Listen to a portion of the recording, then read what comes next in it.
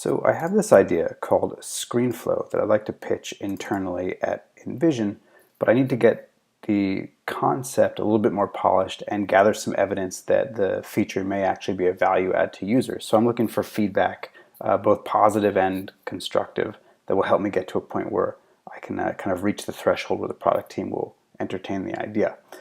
So the idea here is that it will take a prototype, an InVision prototype. Let me open this up.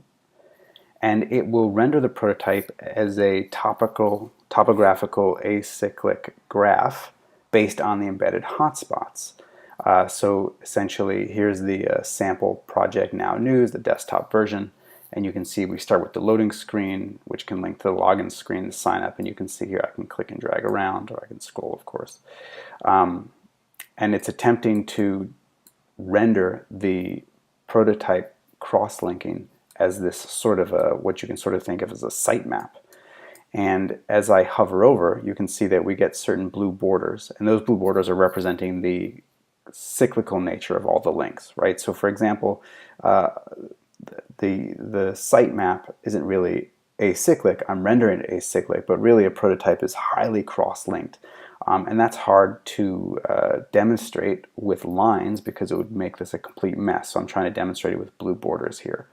But of course I can click into a particular screen, and here I get a higher fidelity screen in the flyout, and I get the hotspots here, so I can click, and as I click around you see that it highlights the screen on the left that I've navigated to, and I can continue to click through. So I still get some of that kind of interactive clickability that I get in the normal prototype view, but side by side with this sort of topographical view that gives me maybe a more holistic sense of the screen connectivity in the overall prototype.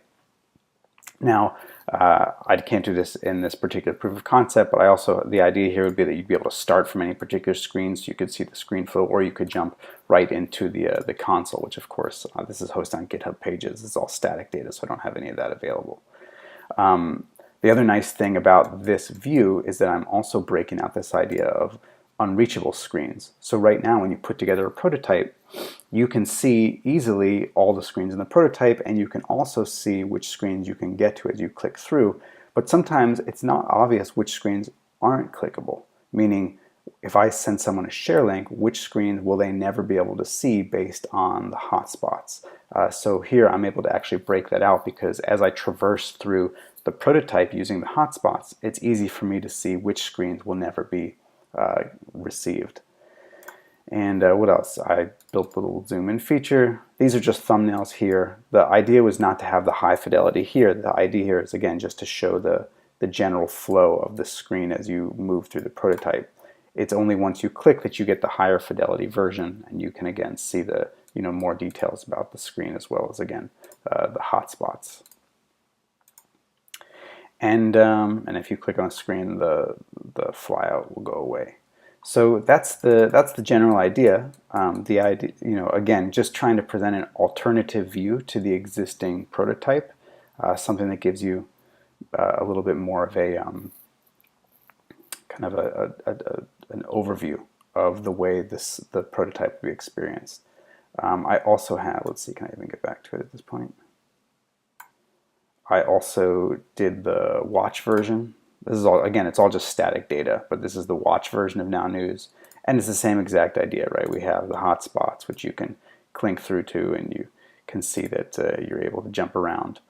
Now, there's a bunch of problems here that are not super easy to solve. Again, there's the cross-linking of the screens, which I can't render in a tree because it would make the tree unusable. There's also screens that are hard to make deterministic. For example, this one, which looks like it's sort of a leaf node here on the tree. When we click in, there is actually a hotspot on this entire thing, which is just returns the user to the previously visited screen. Well, the previously visited screen is a runtime concern. It's not necessarily something that I can calculate ahead of time. So it might be that I have to try and add that here, or maybe we just exclude hotspots like that. Again, that's where I'm looking for some feedback and some suggestions and ways that I can polish this. But anyway, these links are available. Again, this is just static data. It's just making an AJAX request to a hard-coded JSON payload for versions 1 and 2 here. So if anybody has any suggestions, or has any feelings about whether or not this would add value to their own prototypes, please let me know in the comments, and then I can take that, polish this concept here, and hopefully one day pitch it to the internal team here at InVision.